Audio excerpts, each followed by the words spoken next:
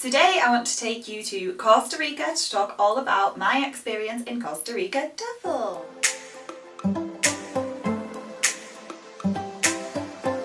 I've already done a video which I will link at the end about all the different options you have to do a TEFL course, but today I want to delve a little deeper into Costa Rica TEFL. So how it works: when you've applied and been accepted onto the course, they help you find accommodation. You don't have to take this help, but they have contacts with people that live in the community.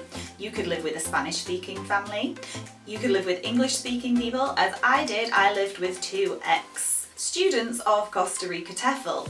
We lived in this cute little bungalow nicknamed Casa Congo. I could borrow my own bike for the month, which was great because as it was just 10 minutes on bike outside of Samara town centre, it was so easy to bike to school each day, past the field of horses which overlooked the beach. It was the best commute I've ever had in my life, and I would really recommend living with locals rather than staying in one of the hostels or hotels for the whole month. Leading up to the start of the course, all the students were put in an email together so that we could contact each other, and a meet-up spot was recommended for one of the first evenings. We'd all be there ready for the start of the course.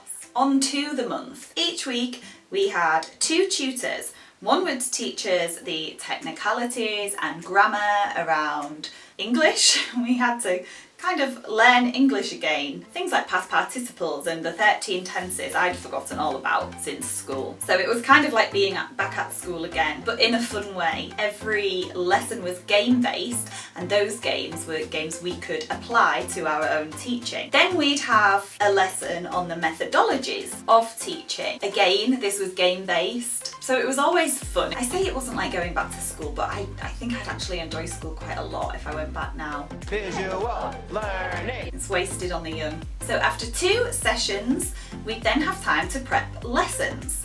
We'd take it in turns. In the first week, we would teach as a group to the real students that lived in and around Samara. There was adults classes and kids classes, and we got the opportunity to teach both. They were amazing.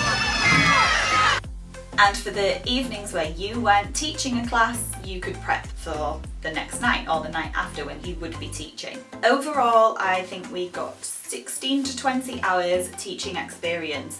I believe you're required to have a minimum of 10 or 12 hours experience for most TEFL certified careers around the world. So the school days were Monday to Friday from 10:30 up to 7 o'clock when everyone would finish teaching.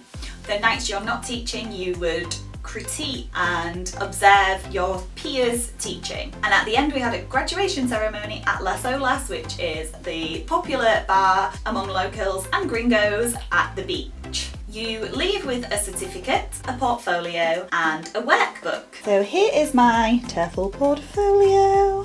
At the front I have my CV, a performance summary. My TEFL certificate is usually here.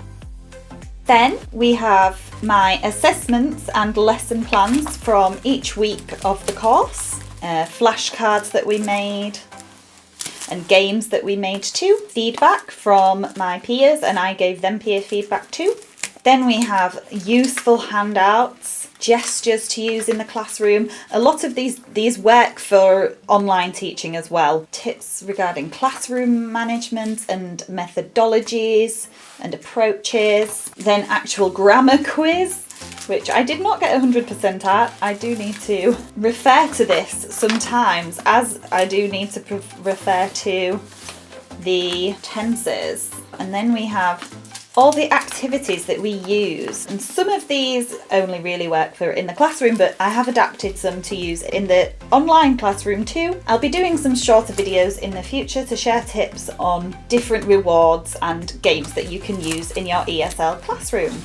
Another resource we were given was our textbook. I mean, look at the size of this. There's so much to reference in here. Again, with the approaches, lesson planning, different types of activities based on the type of learner you have. And I really notice I have some really musical learners and then some that don't respond to music at all. So it's really good to have all these different approaches. They all have worksheets, which if you was working in a classroom, I'd definitely pull these out and photocopy them. I have cut some out and I use them for props in my lesson, which I'll show you another week. There are other TEFL courses around Costa Rica.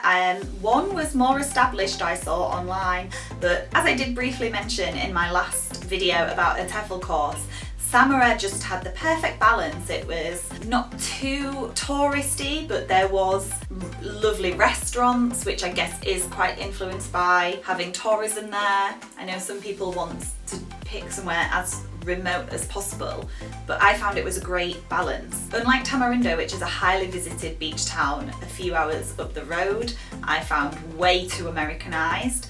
Samara seems to still have a lot of charm of Costa Rica. You soon become familiar with the faces you'd see down the street and your students that you'd see. It was strange seeing students in the bar. And of course, once you've made it all the way to Costa Rica, you can't not take some extra cash and make sure you have time to travel the country as well. I went ziplining in Monteverde. I went up to Nicaragua and explored a little bit of Granada. Then I went back to Costa Rica, down to Cahuita in the Caribbean side, which is completely different and so beautiful from the Pacific side. Saw lots of animals, saw the elusive sloths at Jaguar Rescue Centre, which is actually a rescue centre. Be wary of ones that say they're a rescue centre or a sanctuary, but then let you hold sloths or take selfies with them, because they're probably not a rescue centre, more a money-making machine. I went to Arenal and Rio Celeste, and there was still so many more places that I haven't been yet, but I will go back and visit. If I have piqued your interest, then I will link their website down below.